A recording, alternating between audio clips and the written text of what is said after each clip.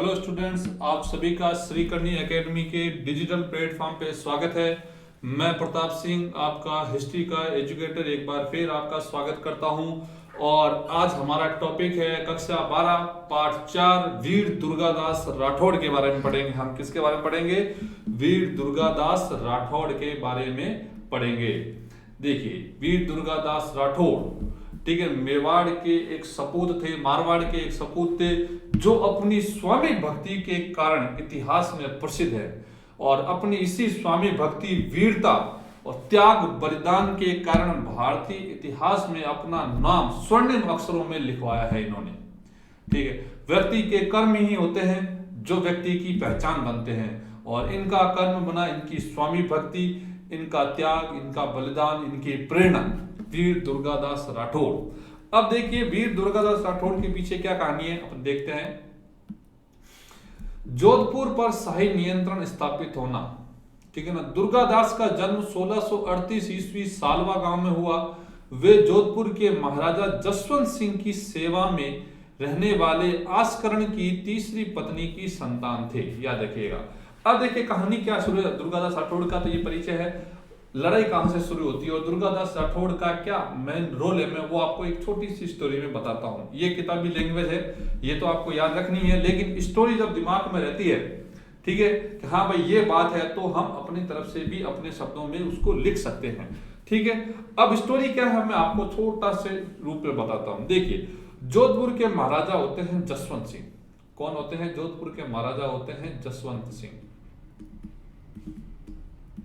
ठीक है, अब शाहजहां जो मुगल बादशाह है, शाहजहां, इसके पुत्रों में उत्तराधिकार युद्ध चल रहा है। भाई अकबर ने सभी राजपूत राजाओं को अपने अधीन कर लिया था, और तब से मारवाड़ 1570 ईस्वी में जो नागौर दरबार हुआ था अकबर का, तब जोधपुर के राजा मोटा राजा उदय सिंह ने अकबर की अधीनता स्वीकार कर ली थी, और तब से मारवाड़ अकबर के यानी कि मुगलों के अधीन था। तो शाहजहां के समय कौन होता है? मारवाड़ का राजा जसवंत सिंह, और ये भी किसकी सेवा में होता है? मुगलों की सेवा में होता है। क्या होता है? मुगलों की सेवा में होता है। अब शाहजहां के पुत्रों के बीच में उत्तराधिकार युद्ध होता है। पुत्रों में क्या होता है? युद्ध होता है, उत्तराधिकार युद्ध, राजा बनने के नाम, क्योंकि शाहजहां बीमार पड़ गया और उसके पुत्रों में क्या संघर्ष। तो इसके पुत्रों में दो प्रमुख होते हैं, एक होता है दारा शिकोह। कौन होता है? दारा शिकोह। और एक होता है औरंगजेब होता है। एक कौन होता है? औरंगजेब होता है, याद रखिएगा। एक दारा शिकोह और एक होता है औरंगजेब। शाहजहां दारा शिकोह को अपना उत्तराधिकारी घोषित कर देता है कि भाई मेरी मृत्यु के बाद में इस बादशाह की पदवी का उत्तराधिकारी कौन है, कौन राजा बनेगा? दारा शिकोह बनेगा। लेकिन औरंगजेब को यह बात स्वीकार नहीं होती। औरंगजेब कहता मैं योग्य हूं, मैं बनूंगा, मैं दारा शिकोह को मारकर राजा बनूंगा। अब दोनों भाइयों में उत्तराधिकार के लिए युद्ध होता है। ठीक है, एक युद्ध होता है फेमस धर्मत का युद्ध बोलते हैं इसे। क्या बोलते हैं? धर्मत का युद्ध कहा जाता है। यह होता है 1658 में। ठीक है, धर्मत का युद्ध होता है। इसमें जसवंत सिंह दारा शिकोह की तरफ से युद्ध में भाग लेते हैं। इसमें क्या होता है? जसवंत सिंह दारा शिकोह की तरफ से युद्ध में भाग लेते हैं। ठीक है, और दारा शिकोह पराजित हो जाता है, यानी कि जसवंत सिंह को ही भेजा जाता है कमांडर बना के, और सामने कौन होता है? औरंगजेब। तो औरंगजेब जसवंत सिंह को पराजित कर देता है, और जसवंत सिंह अपनी जान बचाकर युद्ध को छोड़कर, युद्ध भूमि छोड़कर भाग आते हैं जसवंत सिंह। तो इनकी एक पत्नी होती है जसवंत दे। कौन होती है? जसवंत दे इनकी एक पत्नी होती है।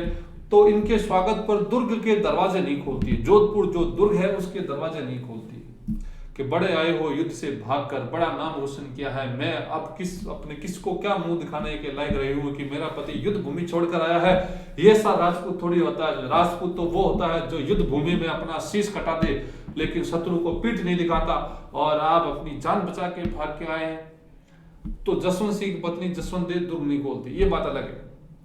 ठीक है, तो जसवंत सिंह ने किसका पक्ष लिया? शाहजहां के पुत्र दारा शिकोह का, जबकि औरंगजेब का पक्ष नहीं लिया। और उत्तराधिकार युद्ध में जीतता कौन है? औरंगजेब जीत जाता है। कौन जीत जाता है? औरंगजेब जीत जाता है। ठीक है। अब जब औरंगजेब जीतता है तो वो जसवंत सिंह के प्रति कैसी भावना रखेगा? आप और हम सभी समझदार हैं। द्वेष की भावना, शत्रुता की भावना रखेगा। क्यों? क्योंकि जसवंत सिंह किसके पक्ष में था? दारा शिकोह के पक्ष में था। अब जसवंत सिंह का भी इसमें दोष नहीं कह सकते, क्योंकि जसवंत सिंह जो गुलाम था वो किसका था? मतलब किसके अधीन था? शाहजहां के। शाहजहां ने किसको बनाया था अपना उत्तराधिकारी? दारा शिकोह को। भाई वो तो मुगल बादशाह के प्रति उत्तरदायी था जसवंत सिंह, और शाहजहां ने किसको? दारा शिकोह को बनाया था। उससे क्या पता कि औरंगजेब जीत जाएगा। तो अब औरंगजेब ने जसवंत सिंह के प्रति शत्रुता की भावना रखी और उसका ट्रांसफर कहां कर दिया? काबुल, कंधार, यानी कि दूर भेज दिया कि तुम दूर रहो यहां से काफी। और जब जसवंत सिंह की मृत्यु हो जाती है तो जोधपुर को खालसा भूमि यानी कि अपने अधीन ले लेता है, मेरे नियंत्रण। जोधपुर को क्या अपने कंट्रोल में ले लेता है। लेकिन इनकी मृत्यु के बाद में जसवंत सिंह की 2 पत्नियां 2 पुत्रों को जन्म देती है। क्या देती है? जसवंत सिंह की 2 पत्नियां 2 पुत्रों को जन्म देती है, जिसमें से एक होता है अजीत सिंह। तो इस पर औरंगजेब क्या कहता है? बंदा सोचता क्या है और खुदा ठीक उसका उल्टा करता है। बाद में औरंगजेब के आदेश से अजीत सिंह, जो राठौड़ सरदार होते हैं, उन्हें और जसवंत सिंह की पत्नियों को आगरा बुलाया जाता है, दिल्ली बुलाया जाता है, और वहां पे अजीत सिंह को इस्लाम धर्म स्वीकार करने के लिए कहा जाता है। लेकिन राठौड़ सरदार इनकार कर देते हैं कि भाई ऐसा नहीं हो सकता, तो इनको नजरबंद कर दिया जाता है। लेकिन वीर दुर्गादास राठौड़ की चतुराई से वो अजीत सिंह को निकाल कर वहां से ले आते हैं। ठीक है, पहले मारवाड़ लाते हैं, फिर महाराणा राज सिंह उन्हें मेवाड़ में ही गुप्त रूप से कहीं रख देते हैं। तो जसवंत सिंह वीर दुर्गादास राठौड़ जीवन पर्यंत औरंगजेब से संघर्ष करता है। ठीक है, और अजीत सिंह को बचाने के लिए। हालांकि उन्हें उनकी सेवा का पर्याप्त फल नहीं मिला। अजीत सिंह उनको आगे चलकर देश निकाला दे देता है। तो अजीत सिंह एक अच्छा शासक नहीं कह सकते। जिस दुर्गादास राठौड़ के दम पर तू राजा बना और तुमने अंत में उसी को देश निकाला दे दिया, तो ये बात अंतिम समय दुर्गादास राठौड़ के लिए अच्छा नहीं था। ठीक है, अब देखते हैं दुर्गादास राठौड़ के बारे में।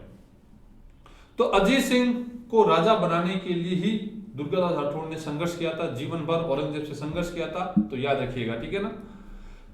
दुर्गादास राठौड़ का जन्म 1638 ईस्वी में सालवा गांव में हुआ। वे जोधपुर के महाराजा जसवंत सिंह की सेवा में रहने वाले आस्करण की तीसरी पत्नी की संतान थे। आस्करण को मारवाड़ के सालवा की जागीर मिली हुई थी और कालांतर में मुनोत नैन्सी के बाद उसे मारवाड़ का प्रधानमंत्री भी नियुक्त किया गया था। मुनोत नैन्सी ये जसवंत सिंह के दरबार में थे, जिन्होंने मुनोत नैन्सी की ख्यात ग्रंथ लिखा था। अपनी पत्नी से प्रेम ना रहने के कारण उसने पत्नी और पुत्र दोनों को अलग कर दिया था। किसने? आस्करण ने। बालक दुर्गादास अपनी माता के साथ लुणावे गांव में रहकर खेतीबाड़ी द्वारा गुजारा चलाने लगा था। 1655 ईस्वी में आपसी कहासुनी के बाद में उसने खेत से 1655 ईस्वी में अपनी आपसी कहासुनी के बाद उसने अपने खेत से होकर सांडनिया, मादा ऊंट जो होती है उनको बोलते हैं सांडनिया, ले जाने पर राजकीय चरवाहे को मार डाला था। खबर मिलने पर महाराजा ने आस्करण से सफाई मांगी, तो आस्करण ने कहा कि उसके सब बेटे राज्य की सेवा में हैं और गांव में कोई बेटा नहीं है। तब महाराजा ने दुर्गादास को बुलाकर सारी बात पूछी। दुर्गादास ने अपना अपराध स्वीकार करते हुए कहा कि उक्त चरवाही की लापरवाही के कारण न केवल किसानों की फसल नष्ट हो रही थी, अपितु उसने आपके दुर्ग को भी अपशब्दों के साथ बिना छज्जे का धोला ढूंढा, यानी कि बिना छत का सफेद खंडर कहा था। बिना छज्जे का धोड़ा यानी कि वाइट ढूंढा यानी कि खंडर कहा था। इस कारण मैंने उसकी हत्या कर दी। पूरी जानकारी प्राप्त कर महाराजा ने आस्करण से जब पूछा कि तुम तो कहते थे कि गांव में मेरा कोई बेटा नहीं है, तो आस्करण ने क्या कहा? कपूतों को बेटे में नहीं गिनते, कपूत को बेटों में नहीं गिनते। महाराजा जसवंत सिंह बोले, यह आपका क्या है? भ्रम है। यही कभी डगमगाते हुए मारवाड़ को कंधा देगा। और दुर्गादास राठौड़ ने वैसा ही किया। जब मारवाड़ पूरा डगमगा रहा था तो अजीत सिंह को अपने कंधों पर बैठाकर मारवाड़ का राजा बनाने में वीर दुर्गादास का अतुलनीय योगदान रहा था। इसके बाद दुर्गादास को अपनी सेवा में रख लिया था, याद रखिएगा। 1667 ईस्वी में दुर्गादास को 12,000 रुपए वार्षिक आय वाले 5 गांव झावर, समदड़ी, जगीसा, कोटड़ी, अंबारोवाड़ो और अमरसर प्रदान किए गए। कालांतर में जसवंत सिंह द्वारा मारवाड़ के रायमल बाड़ो, जबरदेसर और बांबसेन गांवों के साथ रोहतक परगने का लुणोद गांव भी दुर्गादास को जागीर के रूप में दिया गया। महाराजा जसवंत सिंह और मुगल बादशाह औरंगजेब के बीच प्राय विरोध की स्थिति बनी रही थी। और विरोध किस लिए था? मैंने आपको बताया था क्योंकि जसवंत सिंह ने दारा सिकों को साथ दिया था, मुगल बादशाह औरंगजेब का साथ नहीं दिया। धर्मत का युद्ध हुआ था जिसमें जसवंत सिंह औरंगजेब के हाथों पराजित भी होता है और युद्ध भूमि छोड़कर बीच में भागकर आ जाते हैं। इस कारण औरंगजेब ने जसवंत सिंह को मारवाड़ से बहुत दूर जमरूद, अफगानिस्तान भेज के थाने पर नियुक्त किया था। 1678 ईस्वी में जमरूद में जसवंत सिंह की मृत्यु की खबर सुनते ही औरंगजेब के मुंह से निकल पड़ा, दरवाजा एक कुफ्र शिकस्त, आज विरोध का दरवाजा टूट गया। क्योंकि जसवंत सिंह भाई बड़े राजा थे और औरंगजेब उनके रहते कोई भी ऐसा काम नहीं कर सकता था। औरंगजेब को डर रहता था कि वह जसवंत सिंह विरोध कर सकते हैं और उसके विरोध करने पर और भी कई राजा उनके साथ हो सकते हैं। इसीलिए जसवंत सिंह को दूर भेज दिया गया था और उनकी मृत्यु पर क्या कहा कि दरवाजा एक कुफ्र शिकस्त, यानी कि आज विरोध का दरवाजा टूट गया है। पर जब महल में बेगम ने यह हाल सुना तो आज शोक का दिन है कि बादशाहत का ऐसा स्तंभ टूट गया। बेगम समझती थी कि भाई जसवंत सिंह एक वफादार सैनिक है, ठीक है, और सदैव मुगल सल्तनत के वफादार रहे हैं, तो आज मुगल स्तंभ का, बादशाहत का एक स्तंभ टूट गया है। तो दोनों के नजरिए में फर्क था। औरंगजेब खुश हुआ और बेगम नाराज हुई। नाराज का मतलब वो दुखी हुई। औरंगजेब खुश हुआ और बेगम क्या हुई? दुखी हुई। जसवंत सिंह की मृत्यु के बाद औरंगजेब ने जोधपुर को खालसा, खालसा होता है बादशाह की भूमि, सीधे अपने अधीन ले लिया था, ठीक है, घोषित कर ताहिर खां को फौजदार, ताहिर खां को क्या कर दिया था? फौजदार, और खिदमत गुजार खां को किलेदार, शेर अनवर को अमीन और अब्दुल रहीम को कोतवाल बनाकर प्रबंध के लिए नियुक्त कर दिया। मारवाड़ पर पूरी तरह नियंत्रण स्थापित हो जाने के बाद खान जहां बहादुर मंदिरों के तोड़ने से एकत्र हुई मूर्तियों को गाड़ियों में भरवाकर अप्रैल 1679 ईस्वी में दिल्ली लाया था, दिल्ली पहुंच गया था। बादशाह ने उसकी बड़ी प्रशंसा की और मूर्तियां दरबार के जूल खाने आंगन तथा जुम्मा मस्जिद की सीढ़ियों के नीचे डाले जाने की आज्ञा दी ताकि वे लोगों के पैरों के नीचे कुचली जा सके। ये एक उसका घृणित कार्य है। औरंगजेब आपको पता है अपनी धार्मिक कट्टरता के लिए जाना जाता है और ये कोई अच्छी बात नहीं है। इंसान अपने कर्म से जाना चाहना चाहिए, ना कि अपनी बदनामी की वजह से। 26 मई 1679 ईस्वी को यानी कि 1679 को औरंगजेब ने इंद्र सिंह, जसवंत सिंह के बड़े भाई अमर सिंह का पुत्र को जोधपुर का राज्य, राजा का खिताब, खिलअत, जड़ाऊ साज की तलवार, सोने के साज सहित घोड़ा, हाथी झंडा और नकारा दिया। उसने भी बादशाह को 36 लाख रुपए की पेशकशी देना स्वीकार कर लिया। इंद्र सिंह जोधपुर का ना तो प्रबंध कर पाया और ना ही वहां होने वाले उपद्रवों को शांत कर पाया, जिसके कारण बादशाह ने लगभग 2 माह बाद ही उसे वापस बुला लिया।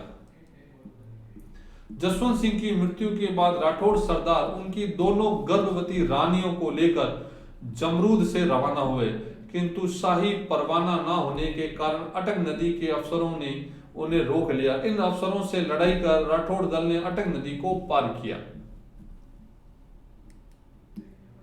वहीं दोनों रानियों ने 19 फरवरी 1679 को आधे घंटे के अंतराल पर क्रम से अजीत सिंह और दल थंबल नामक 2 पुत्रों को जन्म दिया। जोधपुर की ख्यात के अनुसार इन कुंवरों के जन्म का समाचार मिलने पर बादशाह ने व्यंग्य से मुस्कुराते हुए कहा था कि बंदा कुछ सोचता है और खुदा उससे ठीक उल्टा करता है। ठीक है, शाही आज्ञा ने इन बालकों को वहां से दिल्ली ले जाया गया। शाही आज्ञा से इन बालकों को वहां से दिल्ली ले जाया गया। दिल्ली में दोनों कुंवरों और रानियों को किशनगढ़ के राजा रूप सिंह की हवेली में ठहराया गया। याद रखिएगा, बादशाह की नीयत साफ ना देखकर राठौड़ रणछोड़दास, भाटी रघुनाथ, राठौड़ रूप सिंह, राठौड़, दुर्गादास आदि अफसरों ने फैसला किया कि यहाँ रहकर मरने में कोई लाभ नहीं है, यदि जिंदा रहे तो संघर्ष कर जोधपुर पर अधिकार कर लेंगे। इसलिए प्रमुख प्रमुख राठौड़ सरदारों को दिल्ली से जोधपुर भेजने का फैसला किया गया। अपनी योजना का एक लाभ तो यह था कि जोधपुर पहुंचने वाले सरदार वहां अपनी शक्ति संगठित कर सकेंगे और वहीं बादशाह को उनके प्रति स्वामी भक्ति पर भी कोई शक नहीं होगा। इतिहासकार गोपीनाथ शर्मा के अनुसार इस संपूर्ण योजना के पीछे दुर्गादास का मस्तिष्क ही था।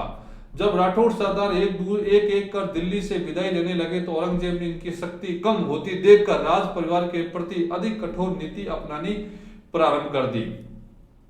कि भाई औरंगजेब को लगा कि सारे राठौड़ सरदार इनको छोड़ छोड़ के जा रहे हैं, जबकि चाल क्या थी दुर्गादास कि भाई यहाँ पे रहेंगे तो ये कभी भी मार सकते हैं, इससे अच्छा एक एक करके जाओ। एक साथ जाएंगे तो औरंगजेब को शक हो जाएगा और वो रोक देगा, तो एक एक करके इजाजत लेके जाओ और मारवाड़ में जाकर अपनी शक्ति को संगठित करो, ताकि जरूरत पड़ने पर हम औरंगजेब से संघर्ष करके वापस जोधपुर पर अधिकार कर लेंगे।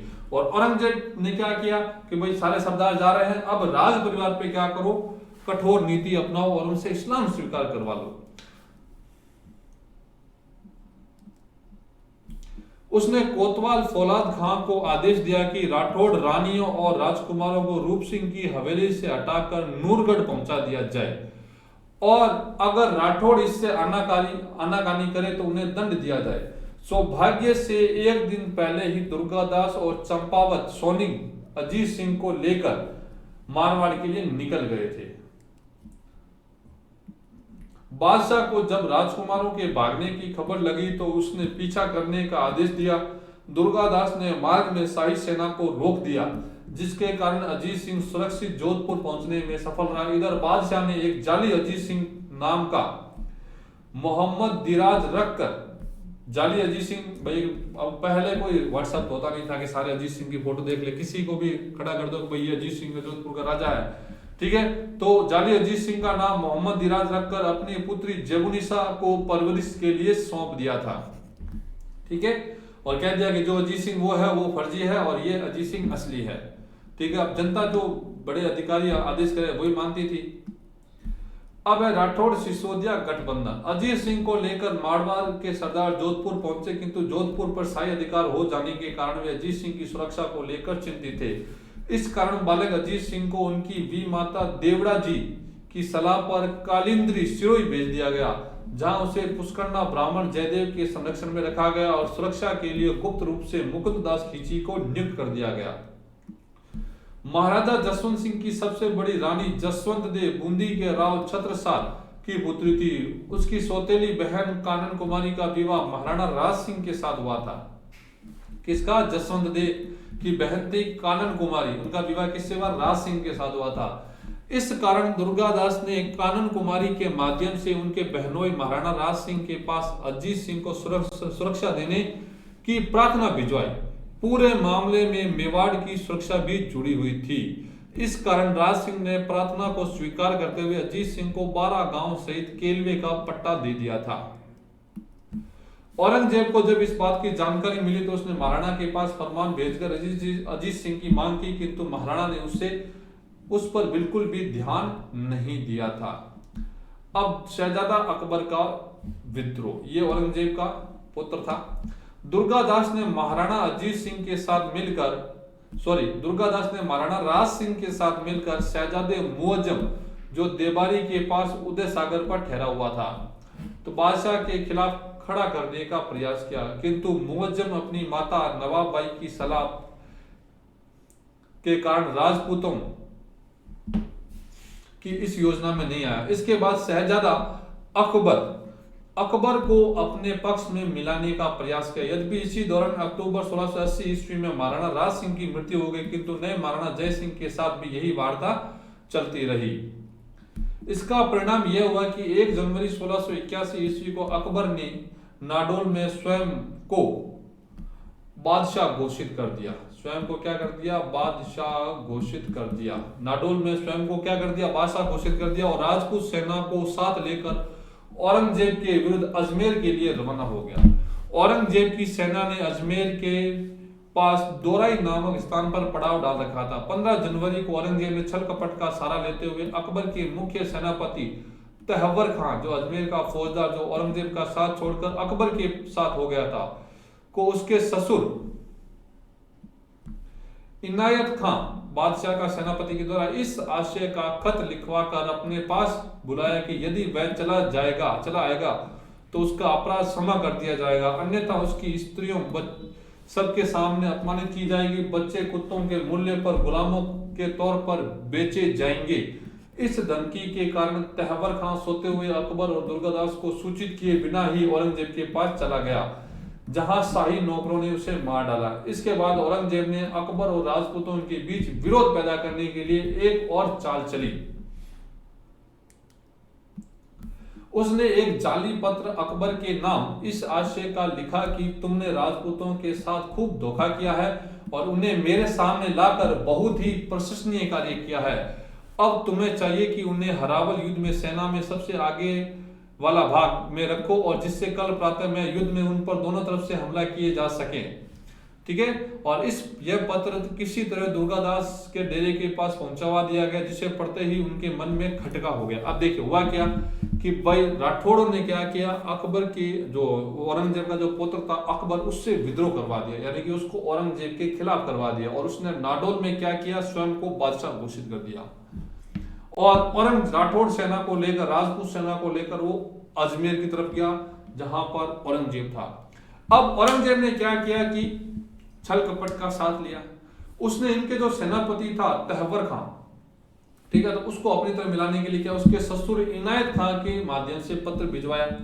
ठीक है, कि भाई यदि तुम हमारी तरफ नहीं आए तो हम तुम्हारे बीवी बच्चों को मार देंगे, उन्हें बेइज्जत करेंगे, जो भी डराना था डराया, और यदि तुम हमारे पास में आओगे तो हम तुम्हें माफ कर देंगे। तो तहव्वर खां अपने परिवार को बचाने के लिए औरंगजेब के पास में जाता है, लेकिन उसे मार दिया जाता है। अब राजपूतों के बीच में और अकबर के बीच में मनमुटाव पैदा करने के लिए क्या होता है कि औरंगजेब क्या करता है कि भाई एक पत्र लिखवाता है, जिसमें अकबर के नाम का पत्र होता है। अकबर ये वो अकबर नहीं है, ये औरंगजेब का पुत्र होता है अकबर। तो अकबर के नाम एक पत्र लिखवाता है, और उस पत्र में क्या होता है कि भाई वो लिखता है कि भाई तुमने राजपूतों को यहाँ लाकर बहुत ही अच्छा काम किया है। क्या किया है, बहुत ही अच्छा काम किया है, और तुम उनको क्या करना, सेना में अब हरावल भाग में रखना, यानी कि जो सेना की जो सबसे आगे वाली टुकड़ी होती है उसमें रखना। तो आगे से मैं हमला करूंगा और पीछे से तुम हमला करना, हम दोनों मिलकर मार देंगे। और इस पत्र को क्या करता है, वो दुर्गादास राठौड़ के पास में पहुंचवा देता है। अब दुर्गादास राठौड़ पत्र पढ़ के एक बार तो मन भाई अच्छे खासे व्यक्ति के मन में हड़बड़ी मच जाएगी।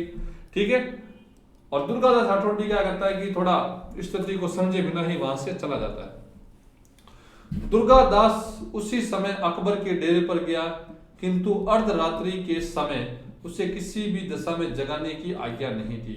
इसके बाद उसने तहव्वर खां को बुलाने के लिए आदमी भेजे, तो पता चला कि वह तो बादशाह के पास जा चुका है। ऐसे में उसका संदेह विश्वास में बदल गया, और प्रातःकाल होने के पहले ही राजपूत सेना अकबर का सामान लूटते हुए मारवाड़ की तरफ चली गई। सुबह अकबर अपने को अकेला पाकर राजपूतों के पीछे भागा। 2 दिन तक वह निराश्रित जान बचाता भागता रहा। तब दुर्गादास को औरंगजेब की चाल समझ में आई, और उसने अकबर को अपने साथ लिया और सुरक्षित मराठा राज्य में पहुंचवा दिया। दुर्गादास को मारने का प्रयास करना। जोधपुर में विद्रोह की संभावना से भयभीत औरंगजेब ने 1701 ईस्वी में शहजादे आजम को लिखा कि वह दुर्गादास को शाही सेवा में भेजने का प्रयत्न करे या उसे मार डाले। आजम ने धोखे से दुर्गादास को गिरफ्तार करने का प्रयास किया, किंतु संदेह का पूर्व ज्ञान हो जाने के कारण दुर्गादास बच निकला। मारवाड़ पहुंचकर दुर्गादास मुगल क्षेत्रों में खुल्लम खुल्ला विद्रोह करने लगा। ठीक है, अब महाराणा अजीत सिंह और दुर्गादास के बीच अनबन। शिशु अजीत सिंह को औरंगजेब के चंगुल से बचाने का सर्वाधिक श्रेय और दुर्गादास को ही है। दिल्ली से सुरक्षित निकालने के बाद दुर्गादास की योजना अनुसार ही उसे गुप्त स्थान पर रखा गया था, और अप्रैल 1687 ईस्वी में दक्षिण से लौटने पर दुर्गादास ये जानकर काफी व्यथित हुआ कि उसके निर्देशों के बावजूद उसके मारवाड़ लौटने से पहले ही 23 मार्च 1687 ईस्वी को अज्ञातवास से निकालकर अजीत सिंह को पालड़ी गांव में सार्वजनिक किया जा चुका है। एक समय तक दुर्गादास से अप्रसन्न राठौड़ सामंत अजीत सिंह के आसपास एकत्र हो चुके थे। इस समय तक अब दुर्गादास की स्थिति में परिवर्तन आ गया और वे अजीत सिंह के भाग्य को निर्धारित करने वाली केंद्रीय शक्ति नहीं रहा। इस कारण उसने दूर रहकर बदलती हुई परिस्थितियों को समझने का फैसला किया और अक्टूबर 1687 ईस्वी में अजीत सिंह ने भीमरलाई गांव में दुर्गादास से मिलकर गले शिकवे दूर किए। ठीक है, सांबर में 1707 औरंगजेब की मृत्यु 1707 ईस्वी में औरंगजेब की मृत्यु की खबर मिलने के बाद अजीत सिंह ने जोधपुर के नायब फौजदार जाफर कुली को भगाकर अपने पैतृक राज्य पर कब्जा कर लिया। यह आक्रमण इतना जल्दी हुआ कि किले में मौजूद कुछ मुसलमानों को जान बचाने के लिए हिंदुओं का वेश बनाकर भागना पड़ा। जोधपुर राज्य की ख्यात में लिखा गया है कि विजय 3 अक्टूबर 1708 ईस्वी के बाद वहां डेरे होने पर दुर्गादास ने अपनी सेना सहित अलग डेरा किया। महाराजा ने उसे मिसल सरदारों की पंक्ति में डेरा करने को कहा तो उसने उत्तर दिया कि मेरी तो उम्र अब थोड़ी रह गई है, मेरे पीछे के लोग मिसल में डेरा करेंगे। अजीत सिंह के व्यवहार से आहत दुर्गादास मेवाड़ के महाराणा अमर सिंह द्वितीय की सेवा में चला गया और वहां से बुलाने पर भी जोधपुर नहीं लौटा। अजीत सिंह ने दुर्गादास की अभिरक्षा में अकबर के बच्चों की सुरक्षा करने वाले रघुनाथ सांचोरा को सार्वजनिक रूप से कोड़े मारकर अपमानित किया और काल कोठरी में भूखा प्यासा रखकर मरने के लिए बाध्य कर दिया। जुलाई 1708 ईस्वी में अपने महामंत्री मुकुंद दास चंपावत और उसके भाई रघुनाथ चंपावत की हत्या करवा दी। इतिहासकार रघुवीर सिंह के अनुसार इन घटनाओं से दुर्गादास को एहसास हो गया कि अगली बारी उसकी है। अंतिम समय महाराणा अमर सिंह द्वितीय ने उसे विजयपुर की जागीर देकर अपने पास रखा और उसके लिए मिस्टेक है, कुछ पेंशन नियत कर दी थी, शायद 2400 रुपए रोजाना नियत कर दिए थे। बाद में वे रामपुरा का हाकिम नियुक्त हुआ जहां रहते हुए 22 नवंबर 1718 ईस्वी को उसकी मृत्यु हो गई। इसका अंतिम संस्कार सिपरा नदी के तट पर किया गया था। ठीक है, शाहजहां के पुत्रों के बीच हुए उत्तराधिकार युद्ध के दौरान दुर्गादास ने महाराजा जसवंत सिंह के साथ धर्मत के युद्ध में भाग लिया था। दुर्गादास के संपर्क में रहे समकालीन लेखक कुंभकर्ण सांधु की रचना रतन रासों में इस युद्ध के दौरान दुर्गादास की वीरता का प्रदर्शन करते हुए कहा गया है कि दुर्गादास राठौड़ ने एक के बाद एक 4 घोड़ों की सवारी की और जब चारों एक एक करके मारे गए तो अंत में वे 5वें घोड़े पर सवार हुआ। लेकिन ये 5वां घोड़ा भी मारा गया तब तक ना केवल उसके सारे हथियार टूट चुके थे बल्कि उसका शरीर भी बुरी तरह से घायल हो चुका था। अंततः वह भी रणभूमि में गिर पड़ा। ऐसा लगता था जैसे एक और भीष्म सरसैया पर लेटा हुआ हो। जसवंत सिंह के आदेश से घायल दुर्गादास को युद्ध स्थल से हटा लिया गया और जोधपुर भेज दिया गया। दुर्गादास एक कुशल कूटनीतिज्ञ था। उसने न केवल अजीत सिंह की रक्षा की अपितु जोधपुर के सिंहासन पर आसीन भी किया। इसके लिए उसने न केवल मेवाड़ के महाराणा राज सिंह के साथ मिलकर राठौड़ सिसोदिया गठबंधन किया अपितु शहजादा अकबर को बादशाह के विरुद्ध विद्रोह के लिए प्रेरित भी किया। अकबर का विद्रोह असफल होने के बाद उसे दक्षिण में सुरक्षित ले गया और उसके ईरान जाने तक साथ ही रहा। अकबर के पुत्र बुलंद अख्तर और पुत्री सफियनुत्तिसा को न केवल अपने पास रखकर दुर्गादास ने मित्रता निभाई वरन अपने धर्म दर्शन सर्वपंथ समादर का परिचय भी दिया। उसने दोनों बच्चों की देखरेख और शिक्षा दीक्षा की भी ठीक वैसी ही व्यवस्था की जो एक सुन्नी मतावलंबी के लिए आवश्यक होती है। अवसर आने पर उन्हें सम्मान पूर्वक बादशाह के पास भिजवा दिया गया। दुर्गादास ने अपने इन्हीं विरोचित गुणों द्वारा औरंगजेब जैसे पाषाण हृदय व्यक्ति का दिल जीत लिया और मनसब प्राप्त किया।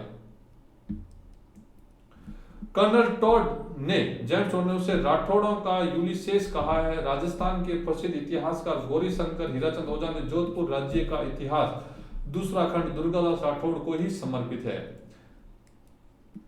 ठीक है, तो ये था हमारे दुर्गादास का टॉपिक। देखिए, दुर्गादास राठौड़ का मेन योगदान किस लिए याद किया जाता है कि उसने औरंगजेब से संघर्ष करके दुर्गादास राठौड़ ने जीवन भर औरंगजेब से संघर्ष किया, अजीत सिंह को राजा बनाया। ठीक है ना, और औरंगजेब कोई छोटा मोटा राजा नहीं था, भारत का सबसे ताकतवर राजा था उस समय, और उससे संघर्ष करके अजीत सिंह को राजा बनाना ये दुर्गादास राठौड़ की जीत थी। हालांकि अजीत सिंह ने अंतिम समय में दुर्गादास के साथ में अच्छा बर्ताव नहीं किया, तो इसका परिणाम भी आगे चलकर अजीत सिंह को भुगतना पड़ा। उसके पुत्र तख्त सिंह ने ही उसकी हत्या कर दी थी जोधपुर राज्य प्राप्त करने के लिए।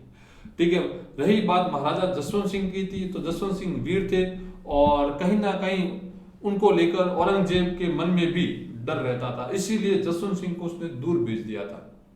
ठीक है, और वीर दुर्गादास राठौड़ को जेम्सटोन ने क्या कहा है, राठौड़ों का यूलिसेस कहा है, और वीर दुर्गादास राठौड़ को अपनी स्वामी भक्ति के लिए सदैव याद किया जाएगा।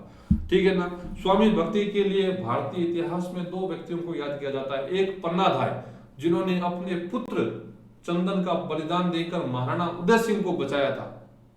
ठीक है, और दूसरे हैं वीर दुर्गादास राठौड़ जिन्होंने अपना जीवन लगाकर अजीत सिंह को महाराजा बनाया।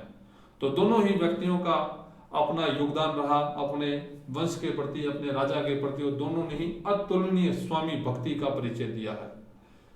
ठीक है, और उम्मीद करता हूं कि जो टॉपिक है आपको समझ में आया होगा। फिर मिलेंगे एक नए टॉपिक के साथ, एक नए वीडियो के साथ। तब तक के लिए बहुत बहुत धन्यवाद।